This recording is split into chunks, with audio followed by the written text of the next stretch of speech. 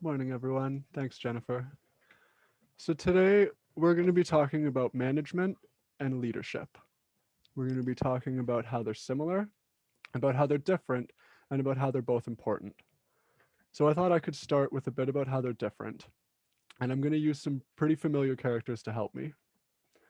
I think our friends from the 100 Acre Wood can help us out with this. So, of these characters, which do you think would be the best manager? Which do you think would be the best leader?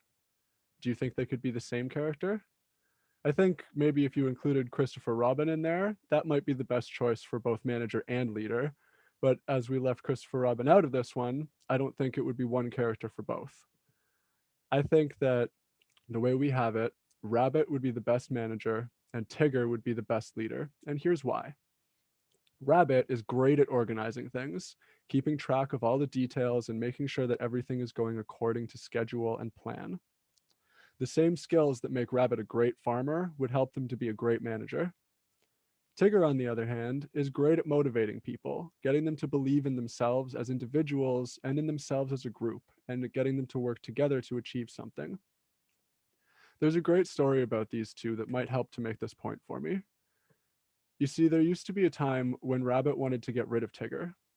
He was frustrated that Tigger kept ruining his garden and bouncing all over everybody. So he held a secret meeting with Pooh and Piglet and said that they had to get rid of Tigger for the benefit of the whole 100 Acre Wood. And Rabbit laid out a plan to take Tigger deep into the woods and leave him there, getting him lost and unable to find his way back. So that's what they did. They walked out into the woods with Tigger until it started to get very misty. Then Rabbit and the others hid in a hollow tree and waited for Tigger to disappear into the mist.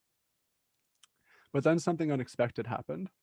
Rabbit and the others got lost in the mist too, and they couldn't find their way home. They realized this when they came across the same spot 3 times in a row and realized they were going in circles. Rabbit argued with the others about how to find their way out and ended up going off on his own.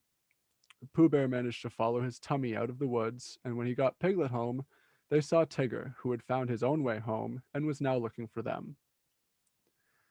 Pooh and Piglet explained to Tigger that Rabbit was now lost in the woods alone, and Tigger leaped into action straight away, bouncing back into the woods to find his friend.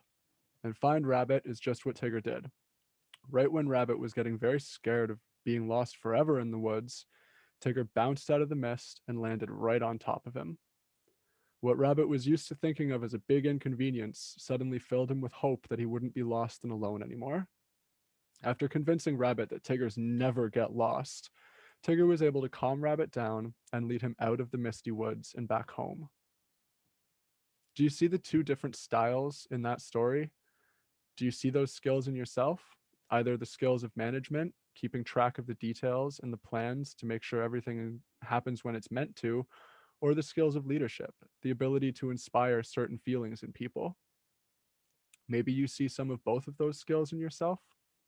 I hope you can see or find some of both in you.